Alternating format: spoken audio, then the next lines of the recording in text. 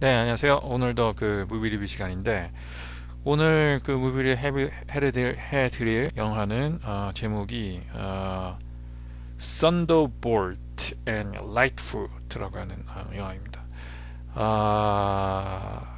그 주연은 클린트 이스트우드고 감독은 이제 마이클 치미노, 디어 헌터에서 이제 아카데미 감독상 받은 감독이죠. 어, 어, 이 영화에 대해서는 알고 있었어요. 그 전부터. 마이클 치미노의 이제 데뷔 감독작이다라고 하는 것을 알고 있었습니다. 예전부터. 마이클 치미노가 이제 유명한 이유가 이제 두 가지가 있는데, 하나는 이제 그 1970, 8년으로 알고 있는데요. 디어 헌터, 로버트 드니로 나오고 이제 크리스토퍼 워큰, 존 사베지 나오고 존 카잘 그리고 메릴 스트립 나와서 1978년 베스트 픽처 작품상, 다이렉터 베스트 다이렉터 감독상, 그리고 이제 몇 개 받고 이제 크리스토퍼 워큰이 이제 그 조연남상 이렇게 받. 로버트 드니로의 이제 그 연기도 좋았지만 이제 그 노미네이트는 된 걸로 알고 있어요. 그 주연 남상으로. 네. 수상은 못했고요. 어쨌든 간에 이제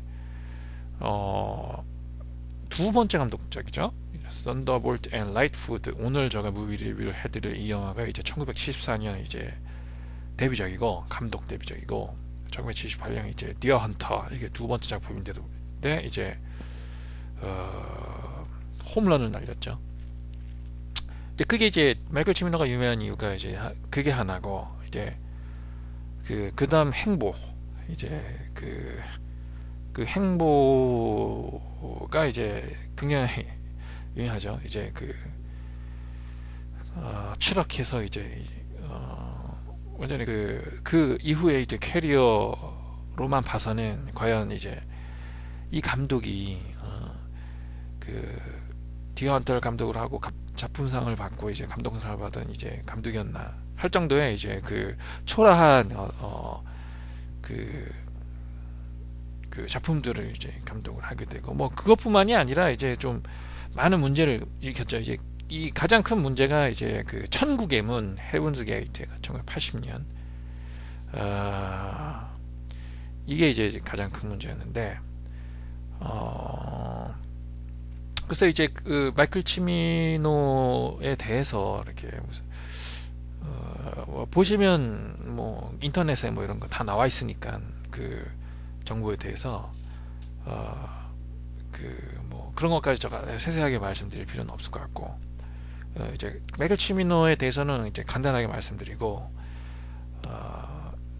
이 영화에 대해서 이제 제가 느낀 점이랑 제가 그 마이클 치미노에 대해서 어떻게 생각하는가라고 하는 것에 대해서 말씀드리겠습니다.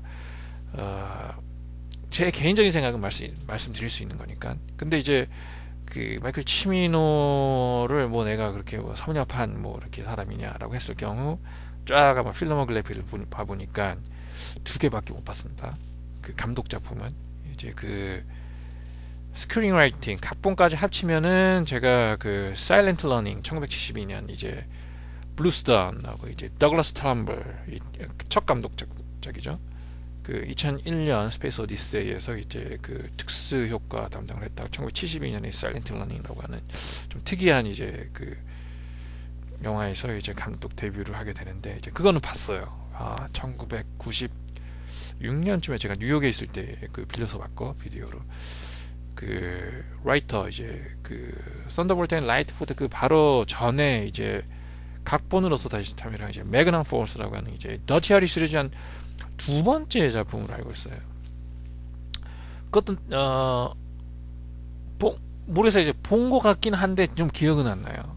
근데 그거 빼고는 못 봤습니다. 물론 뭐 예어 오브 드래곤이라든지 뭐 시실리안 예어 오브 드래곤 이건 다 이제 그 한국에서 공개가 됐어요. 85년 87년 작품인데 그 당시 내가 그 기억하기로는 이제 공개가 다 된 걸로 알고 있어요. 그 온타임으로. 어쨌든 뭐 그 본 작품은 두 개밖에 없기 때문에 뭐 이렇게 크게 이제 객관적인 인포메이션을 뭐 그 정도는 안 되고, 이제 내가 개인적으로 어떻게 생각을 하냐라고 하는 것을 이제 썬더볼트 앤 라이트푸트, 더 듀한타 이 두 개 제가 본 작품을 이제 기초로 해서 이제 설명해 드릴까 합니다. 이제 그 아주 짤막하게 말씀드릴게요. 이제 그 마이클 치미노가 이제 제일 처음에는 그 광고, TV 광고 이제 감독으로서 이제 이름을 이렇게 날리게 됐다라고 하더라고요. 그 전에 그건 알고 있었고, 제가 뭐 여러모로 이렇게 그 접하다 보니까 정보를 이번에 이 그 무비 리뷰를 조금 준비하면서 이제 위키피디아를 한번 체크해 보니까 뭐 그렇게 써 있고요. 또 꽤 그 광고 업계에서는 이제 유명한 감독이었다. 그러니까 일단 성공을 거둔 거죠. 첫 성공을 거두고 이제 1972년, 73년 이렇게 해가지고 이제 영화의 이제 각본 가수로서 일단 데뷔를 하게 되는데, 사일런트 러닝이라고 하는데, 이제 그거 몰랐어요. 제가 이 코라이터를 이렇게 여기 지금 위키피디아를 보니까 이제 코라이터로 되어 있다라고 하는데 지금 알았어요. 근데 사일런트 러닝은 제가 봤어요. 그 전에 그 마이클 치미노가 이제 각본가라서 이제 참여를 했다라고 하는 것은 지금 알았지만 영화는 그 전에 봤는데, 여기에서 이제 그 각본 이렇게 데뷔를 하고, 이제 그래서 이제 메간 오퍼드 크리스티 히스트 더티 해리 시리즈 이제 두 번째 작품이 그런데, 이제 거기서 이제 그 코라이터, 이제 공동 각본가로서 이제 다시 참여를 하게 되는데, 이때 그 클린트 이스트우드가 이렇게 좋게 봤다라고 하더라고요. 능력 있는 어떤 그 영화인으로서 이렇게 평가를 한 거죠. 이제 클린트 이스트가 1973년 정도면은 이미 이제 무슨 달러 트릴러지라든지 더티 해리 첫 작품 뭐 그것도 많이 히트를 했잖아요. 그러니까 이제 슈퍼스타가 되어 있을 정도의 어떤 시점에서, 이제 물론 그 광고 업계에서 뭐 이렇게 조금 이름 날렸다라고 하지만은 그 아직 그 뭐 이렇게 신인 아닙니까? 그 영화계에서는. 그래서 이렇게 이 신인을 이제 클린트 이스트가 이렇게 좋게 봐서 썬더볼트 앤 라이트푸드에 이제 그 제작자로서 참여를 해서 이제 밀어줬다라고 하더라고요. 그래서 이제 클린트 이스트의 어떤 서포트를 받아서 썬더볼트 앤 라이트푸드, 오늘 제가 그 무비를 해드릴 이 영화를 감독을 하게 됐습니다. 이 영화는 어느 정도 성공을 했고 좀 평가도 괜찮았다. 그래서 이제 그 다음에 이제 디어 헌터를 감독하고, 이제 뭐 이렇게 그 흥행적으로나 작품적으로나 이제 모두 성공을 거두게 되죠. 그래서 이제 그 다음에 이제 그 감독 작품이 헤븐스 게이트, 천국의 문인데, 디어 헌터에서 워낙 그렇게 성공을 거두다 보니까 헤븐스 게이트에서 전폭적인 지지를 받았다고 하더라고요. 근데 이제 그 거의 그 이 도산으로 이제 몰고 갈 정도의 이 제작 유나이티드 아티스트가 이제 제작을 맡았는데, 그럴 정도의 이제 그 초라한 감독 역할을 해냈다고 합니다. 초라한 아주 푸어한. 그게 뭐냐면 이제 엄청난 버젯을 이제 끌어내서 이제 영화를 만들었는데, 완전히 흥행을 꼬꾸라졌다고 하는 거거든요. 이 실패 때문에 유나이티드 아티스트가 거의 도산 위기까지 몰려서, 이제 뭐 이 시점에서는 도산을 면했는데, 결국은 어디 무슨 파라마운트 어딘가 이렇게 뭐 합병되는 뭐 그런, 결국 도산에 몰고 가는 어떤 그런 대단한 어떤 실패를 초래하게 돼서, 이제 그 이후로도 이제 뭐 이렇게 감독 조금씩 이제 소품 그 이후로는 이렇게 맡게 되는데, 그러한 이제 예술가로서는 어떤 욕심은 있겠죠. 이런 걸 만들고 싶다라고 하는데, 근데 이제 저기 무비립을 해드리면서 몇 가지 설명해드렸죠. 이제 영화는 조금 틀리단 말이에요. 음악이라든지 미술 뭐 이런 거랑 이제 틀리게 많은 인원이 동원이 되고 많은 돈이 들어가지 않습니까? 그래서 최소한 그런 것에 대한 좀 밸런스를 맞출 수 있을 만한 사람이어야 된다라고 하는 거죠. 아무리 예술적으로 이렇게 예술 혼을 불탄다라고 하더라도, 근데 이제 그런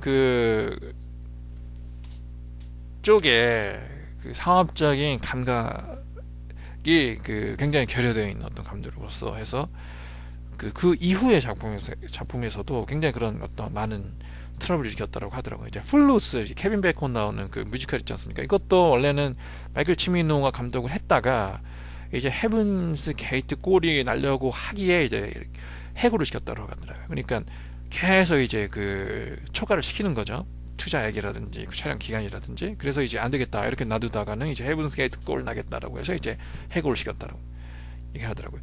근데 이제 그 이후에 이제 영화를 뭐 이렇게 뭐 거의 5년에 한 번, 10년에 한 번 영화를 만드는데 그 성공하는 작품이 없다라고 얘기를 하더라고요. 그 위키피디아를 어제 읽어봤는데 뭐 성공한 작품도 없고 그 평가를 받은 작품도 이제 작품성으로서 그래서 이제 결국은 뭐 이렇게 디어 한타 그리고 디어 한타의 성공, 헤븐스 게이트의 실패, 이 두 개로서 이제 마이클 치미노는 거의 이제 캐리어가 끝났지 않았을까. 지금 벌써 뭐 70 몇 살 이렇게 돼가니까 그런 감독입니다.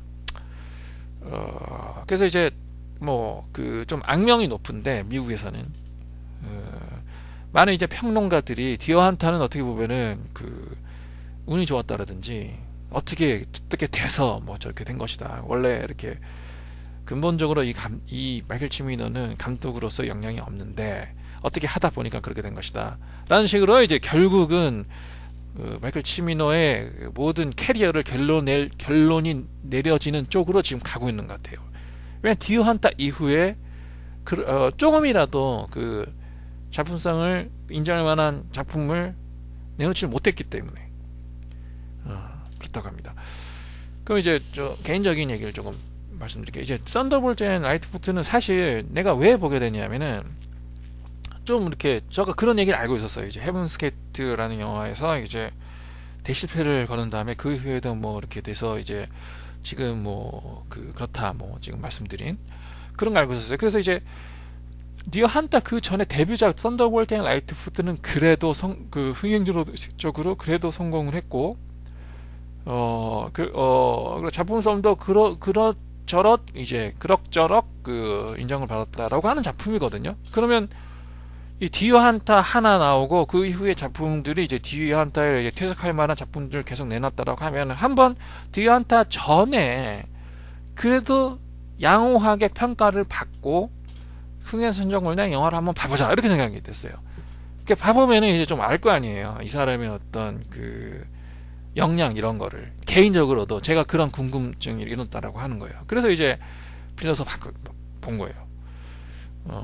그래서 이제 제가 봐봤는데 이제 디어 한타는 글쎄요, 나는 그 러시안 룰렛 장면은 굉장히 잘 만들었다고 생각을 해요. 그 연출력이나 연기하는 거나 박력, 그 뭐 이렇게 사회성을 담은 뭐 이런 식으로는 보지 않아요. 그 많은 사람들이 좀 이 현실 그 러시안 룰렛 같은 거 뭐 했겠어요. 무슨 그 베트남 군인이 무슨 그건 하나의 그 픽션이죠, 픽션. 그러니까 이런 그 전쟁이라고 하는 잔혹한 그 상황 속에서 그 포로들에 대한 학대가 일어났을 것이다. 어느 쪽이든 뭐 그러니까 미국군이 뭐 베트남군을 그렇게 했었을 수도 있고, 뭐 베트남군이 미국군을 그런 식으로 취급했을 수도 있고, 그런 일이 일어났을 수도 있다라고 하는 하나의 그 좀 그 하나의 큰 소재를 그 영화의 재미를 가미를 해서 긴장감을 높이고 어떤 이렇게 참혹했을 수도 있겠구나라는 상상을 자극하는 식으로 연출을 한 게 이제 그 러시안 룰렛 장면이겠죠. 뭐 그런 게 뭐 그런 무슨 기록이 남아 있는 것도 아니고 무슨 왜 러시안 룰렛이겠어요? 또 무슨 베트남 룰렛이면 또 모르겠지만. 그래서 이제 결국은 그 어떤 그 사실적 어떤 영화라기보다는 사실적으로 베트남 전쟁이 이랬다라고 하는 것을 보여주는 영화라기보다는 뭐 그런 영화라면은 플래툰이 조금 낫겠죠. 뭐 플래툰도 뭐 이렇게 그 뭐 사실에 기초해서 이렇게 만들어진 영화는 아니지만 그래도 약간 사실적으로 만들었지 않습니까? 그 뭐 지옥의 묵시록 뭐 그 아포칼립스 나 뭐 이런 작품은 거의 이 초현실주의적인 영화라고 생각하면 되고, 베트남 전쟁이라고 하는 어떤 이 하나의 소재를 가지고 이제 SF, 내가 보기에는 판타스틱한 필름을 하나 만들었다 뭐 이 정도라고 생각하면 되고요. 거기까지는 안 가지만 디어 한타 같은 경우에는 베트남 전이라고 하는 것을 소재로 가져온 소위 말해서 보편적인 반전 영화라고 생각하면 되겠죠. 보편적인 반전 영화. 그래서 이제 뭐 이렇게 뭐 그런 건 박력 있게 봤어요. 연출력이라든지 뭐 연기라든지. 그런데 그 좀 이렇게 뭐라 해야 되나, 길죠. 영화가 너무 3시간이 넘고 어, 그, 배분, 소위 말해서 이 영화의 어떤 그 극 전개의 어떤 배분이라고 하는 걸 조금 이 감독이 좀 못하지 않을까, 그런 좀 생각이 들었어요. 왜냐면 이제 초반에 여러 가지 이렇게 플렁하게 이렇게 보여주는 그런 장면들이 많아요. 이렇게 무슨 결혼식 장면이라든지, 그러니까 과연 그 결혼식이라고 하는 거를 길게 보여줘서 이게 무슨 이렇게 뭐 이렇게 의미가 있겠느냐, 뭐 이렇게 생각할 수도, 뭐 사냥하는 장면 이렇게 길게 보여주고, 또 뭐 이렇게 설마서 이제 중요한 장면을 길게 보여주는 거 아닙니까, 영화에서. 그런 거잖아요. 뭐 중요하지 않은 부분은 100년이라도 한꺼번에 건너뛰는 거잖아요. 영화라고 하는 게 100년이 1분에 끝날 수도 있고, 5분이라고 하는 시간이 한 15분에 걸쳐서 이렇게 일어날 수도 있는 거예요. 예를 들어서 언터처블 같은 이제 계단에서 슈팅 장면 있지 않습니까? 이제 시카고 이제 역에서 그거 무슨 실제로 일어났었으라면 이제 3분 정도 일어나는 뭐 이런 거를 이제 슬로우 모션 이렇게 해가지고 보여줘요. 그런 거잖아요. 이제 그런 식으로 이제 잘 배분을 해야지 이제 극영화로서의 어떤 이 밸런스가 좀 맞는데, 이제 그런 느낌은 들었어요. 사실 디헌터를 보면서 조금 베트남 전 부분이 좀 너무 짧았다는 좀 그런 생각도 들었고, 베트남 전 부분이 별로 없어요. 디헌터를 보면 3시간 몇 분인데, 베트남 전에서 하는 부분은 내가 보기엔 한 30분 이 정도밖에 없는 걸로 알고 있어요. 전투하는 장면도 거의 없고, 이제 러시안 룰렛 해서 이제 빠져나가서 구출 받고 뭐 이 정도밖에 없거든요, 사실.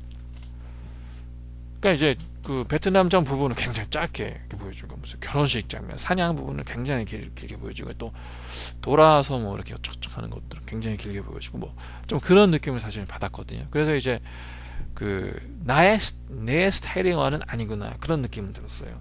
작품성은 뭐 이렇게 잘못 만든 영화는 아니고, 잘 만든 영화라고 나 인정을 해요. 그리고 이제 재밌게 봤습니다. 감동을 느낄 만한 부분도 많고요. 어쨌든 뭐 그런 느낌을 들었는데, 썬더볼트 라이트푸트는 어떤 영화냐면은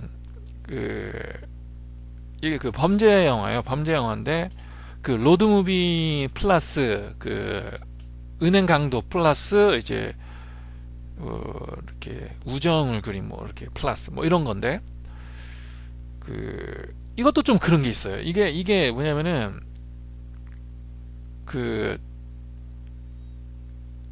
사실 이 영화의 이렇게 클라이맥스는 뭐냐면은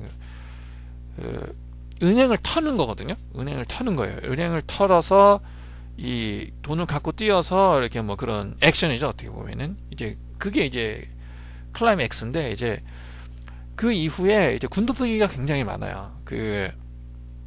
로드무비 비슷하게. 그러니까 로드무비라고 하는 게 중요하냐라고 하는 거예요. 은행을 터는 어떤 그런 영화에 사실 로드무비라고 하는 게 정말 필요할까, 뭐 이런 생각도 좀 들었고,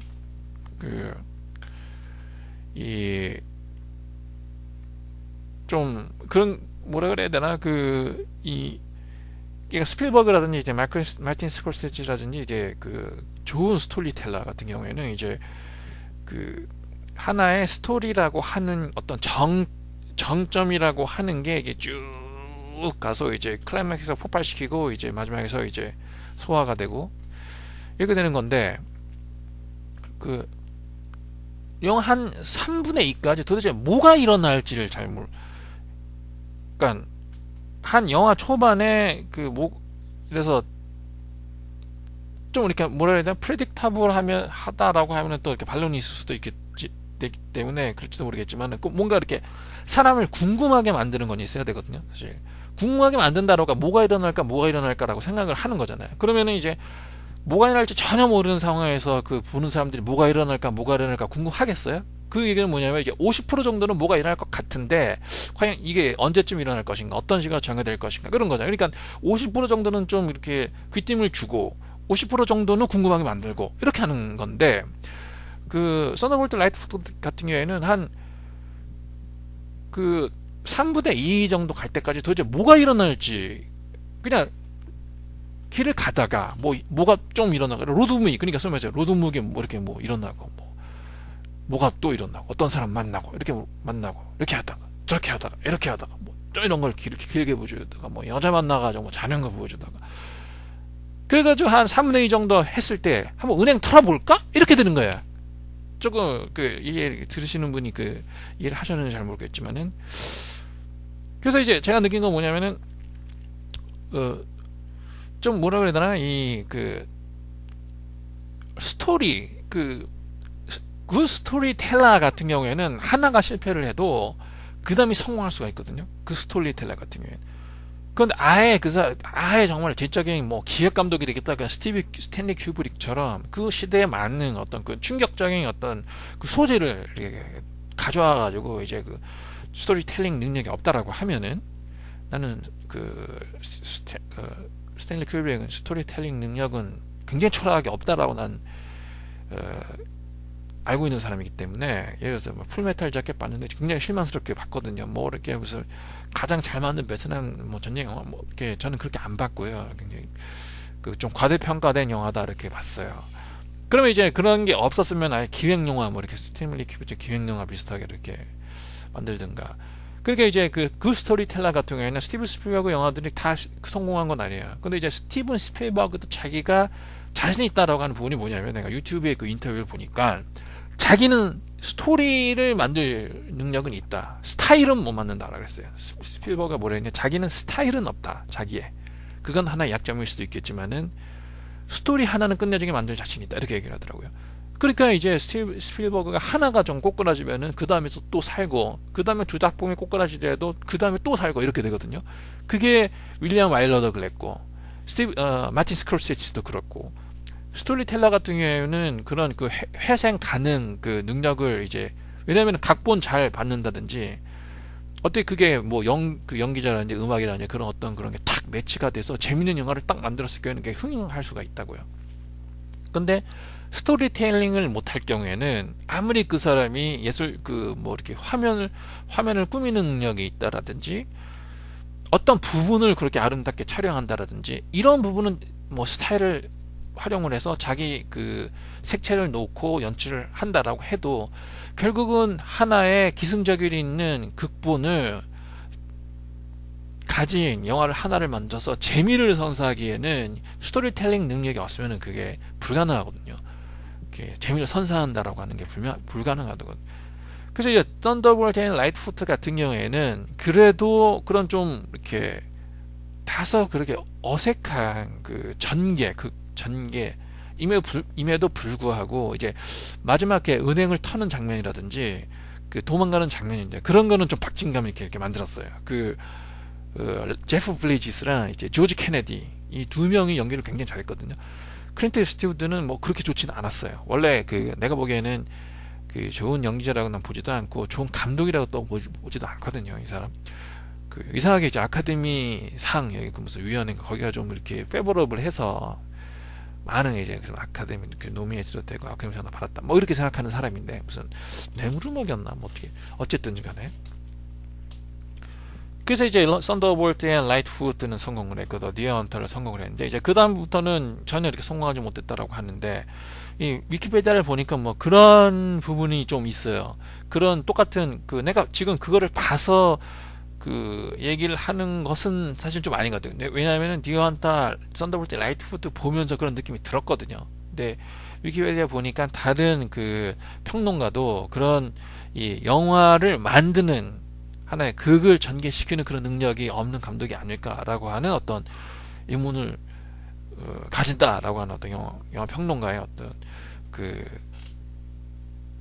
평을 제가 읽은 걸 보니까 그 똑같이 그렇게 느끼고 있는 것 같습니다. 마이클 치미노에 대해서 그런 부분이 조금 비판할 부분이고 말씀드렸지만은 이제 그래도 좀 이렇게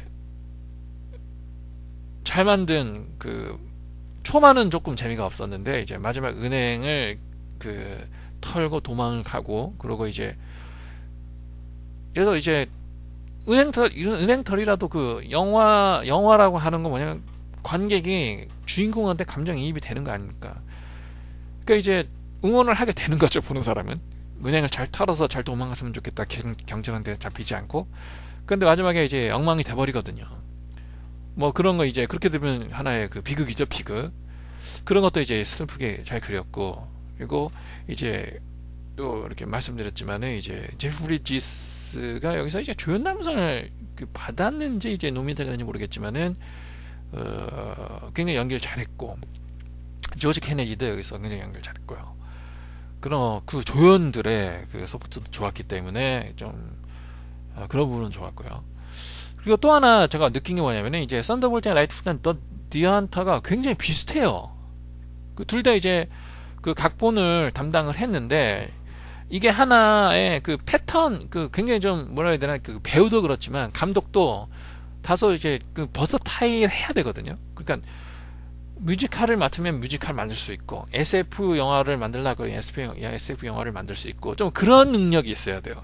하나의 영화 장인으로서의 능력이 있어야 되는데, 그 영화를 두 개를 감독으로 했고 이렇게 라이팅을 했는데 스토리가 굉장히 비슷하다라고 하면 좀 문제가 있는 거거든요. 그 다음 그럼 세 번째 작품, 네 번째 작품은 어떻게 되는가, 이렇게 된다고요. 사실은 그 뭐가 비슷하냐면은 이제 썬더볼트 라이트푸트도 이제 남자 둘의 우정을 그렸는데, 그게 다소 동성 연애는 아닌 것 같아요. 그 많은 사람들이 그 크리스토퍼 워켄이랑 이제 로버트 드니로가 그린 그 우정이라고 하는 것을 다소 이제 동성 연애를 그 좀 미묘하게 그 얘기하는 게 아닌가라고 하는 얘기를 하는 나는 그렇게는 안 봤어요. 그런 식으로는 안 봤는데, 그 어떻게 보면은 그제 그 하나의 그 친구, 남자 간의 친구 간에도 좀 그런 게 있을 수 있거든요. 보호를 해주는 남자가 하나가 있고, 이제 보호를 받는 남자, 이렇게 있을 수가 있어요. 근데 그게 꼭 성적으로 결부되는 건 아니거든요. 그러니까 그 로버트 드니로가 하나의 그 남성스러운 어떤 그 남자 친구고, 크리스토퍼 켄이 다소 그 어떤 보호를, 그러니까 어떻게 보면은 그 동양권에서 보면은 이렇게 동생 어떻게 이렇게 얘기할 수도 있는 거예요. 근데 그런 게 없잖아요. 그 외국 같은 경우에는 선배, 후배 이런 것도 별로 약하고, 그리고 이제 동양 쪽에는 뭐 이렇게 그 형님하고 동생 해가지고 챙겨주고 사주고 이런 거, 그런 게 있기 때문에 남자 간의 우정에도 이제 좀 이렇게 일방적인 그 한 사람이 챙겨주고 한 사람이 챙겨 받고, 그렇게 좀 보호해주고 이렇게 해가지고 형 이렇게 역할을 하는 사람이 동생, 이런 게 있을 수 있는데, 이제 외국, 특히 미국 같은 경우에는 그런 게 없지 않습니까? 그래서 이제 그런 식으로 보여줬을 경우에는 그런 생각이 날 수도 있거든요. 이게 동성연애가 아닌가. 나는 그런 식으로는 안 봤어요. 근데 이제 그 썬더볼트 앤 라이트푸트의 이제 제프 브리지스랑 이제 클린트 이스트의 관계도 좀 그런 식으로 좀 그려져요. 그 클린트 이스트가 이제 형 이렇게, 그리고 이제 제프 브리지가 이렇게 젊은 이제 동생 이렇게 해가지고 그 좀 이렇게 사랑을 한다 그래야 되나? 제프 브리지를 이렇게 좀 애정을 갖는다라고 하는. 클린트 이스트가 이제 그 제프 브리지스에 대해서 어떻게 보면은 좀 이렇게 애정을 갖는 거죠. 애정. 그 보호를 좀 해주고 싶고, 좀 자기보다는 좀 이렇게 다소 이제 그 나약할 수도 있기 때문에, 젊고 나약할 수도 있기 때문에. 그래서 이제 이것도 미국 관점에서 보면은 아주 좀 이렇게 그 미묘한 동성연애적 묘사로 볼 수도 있어요. 근데 그런 면에서는 디어 헌터랑 이제 썬더볼트 앤 라이트푸트랑 비슷하고, 디어 헌터에서는 크리스토퍼 워큰이 죽잖아요. 썬더볼트 앤 라이트푸트에서 이제 제프 브리지가 죽어요. 그런 식으로. 그리고 이제 그 디어 헌터에서도 초반에 이렇게 그 뭐 결혼식 장면, 사는 장면 어쩌고저쩌고 하다가 베트남 전쟁에 가가지고 비극이 일어난 다음에 마지막에 한 사람은 모든 것이 잘 되고, 로버트 니너가 모든 것이 잘 됐거든요. 왜냐면은 메릴 스트립이 사실은 크리스토퍼 워큰 그거잖아요. 여자친구였고 결혼까지 했잖아요. 근데 그거를 사랑을 했었거든요. 로버트 니너가 짝사랑을 했었죠. 근데 이제 크리스토퍼 워큰이 이제 그 안 들어오고 이제 자기만 들어오고 이제 죽은 것처럼 되니까 이제 메릴 스트립이랑 동침을 하지 않습니까? 로버트 니너가. 그 도대체 그러니까 이제 그 양심의 가책을 받는 거죠.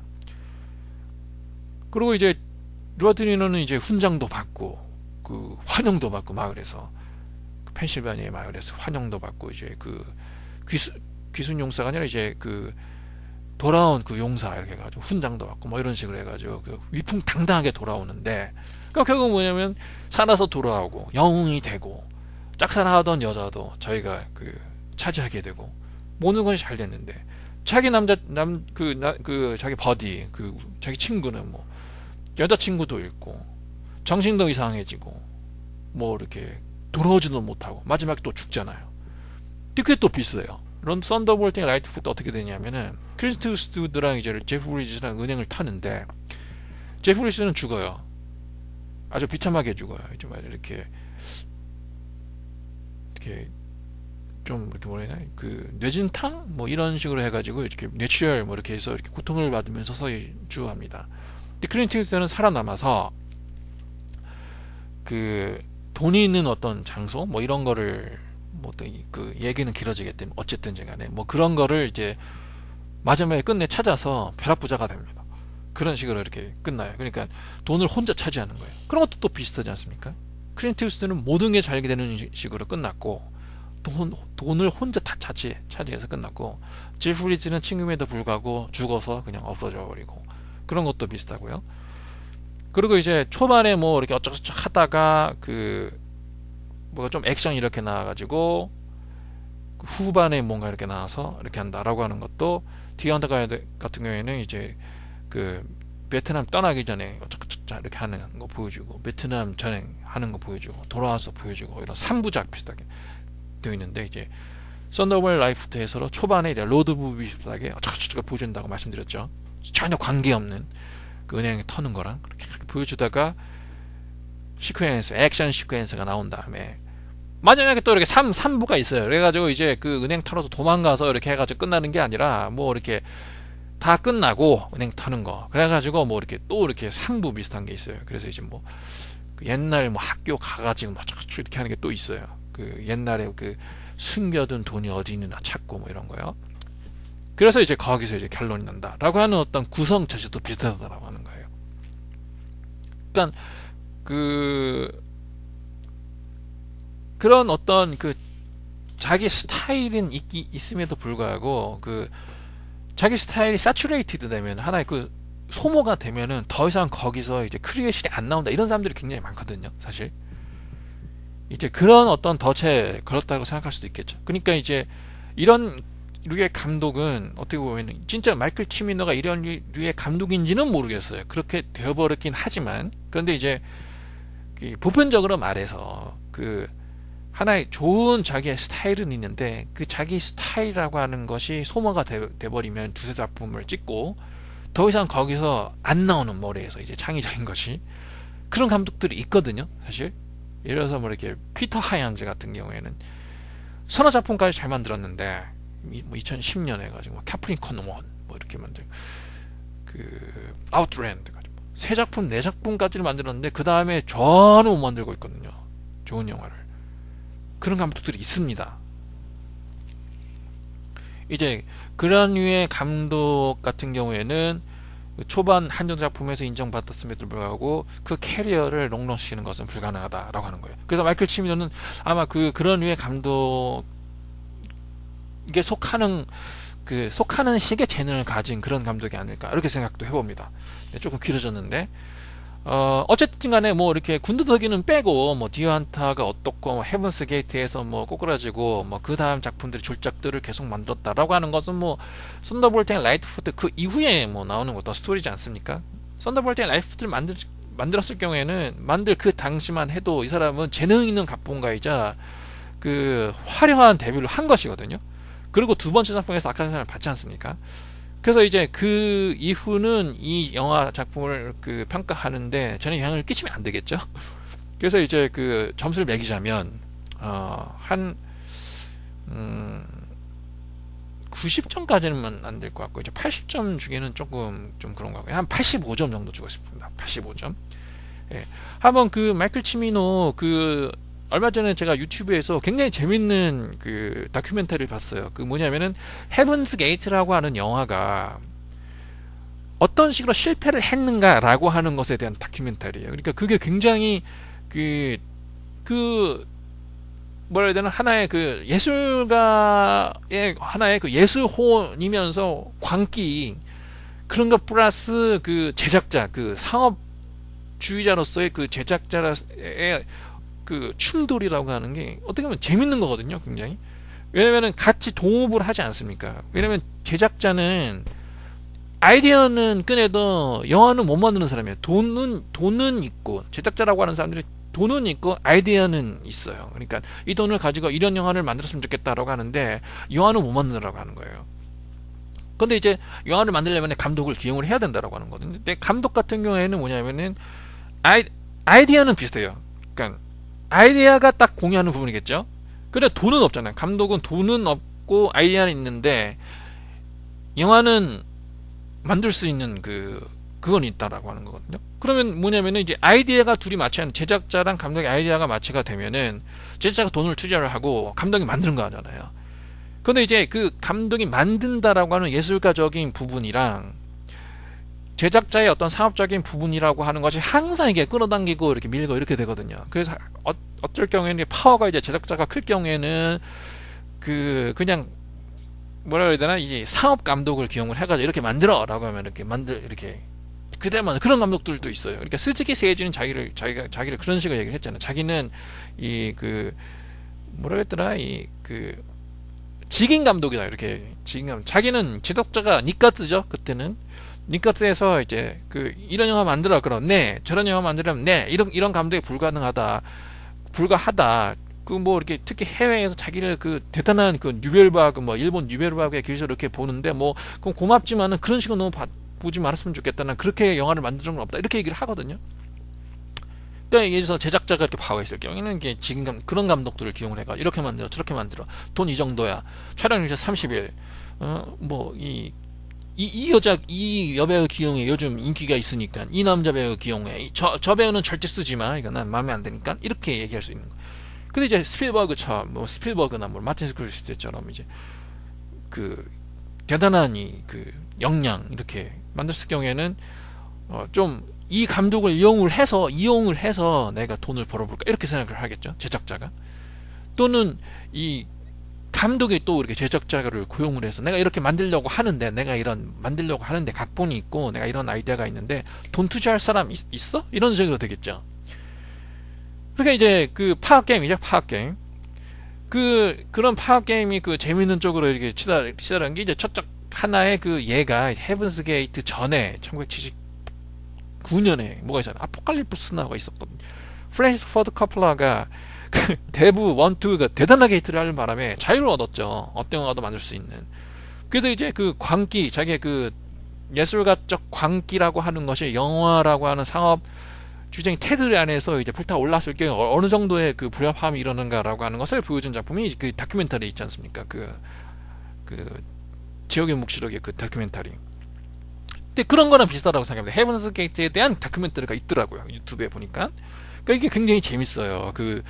제작자가 이제 추구하려고 하는 거, 그리고 이제 감독이 추구하려고 하는 거, 뭐 이런 것에 대한 컨플릭트라든지, 한번 봐보시기 바랍니다. 유튜브에 이제 헤븐스 게이트에 어떤 올라와 있어요.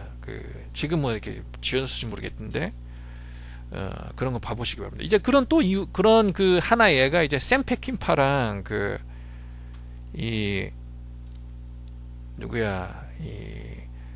샘 페킨파가 무슨 영화를 이렇게 감독을 하려고 그랬는데, 이제 제작자랑 충돌이 일어난 후에 이제 그런 게 있어요. 뭐더라? 이게 메이저 던디인가? 뭐 이렇게 영화가 있는데, 이게 월드번치인가? 뭔가?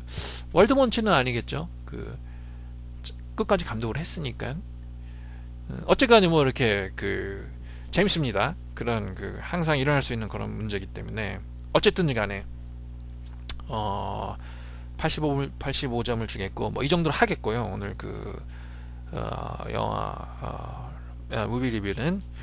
다음 작품은 모르겠어요, 뭐를 해야 될지. 근데 어쨌든 간에 이번에 방학이기 때문에 계속해서 올려드리려고 하고 있기 때문에, 이제 다음 영화 무비 리뷰에서 다시 만나기로 하겠습니다. 그러면 안녕히 계세요.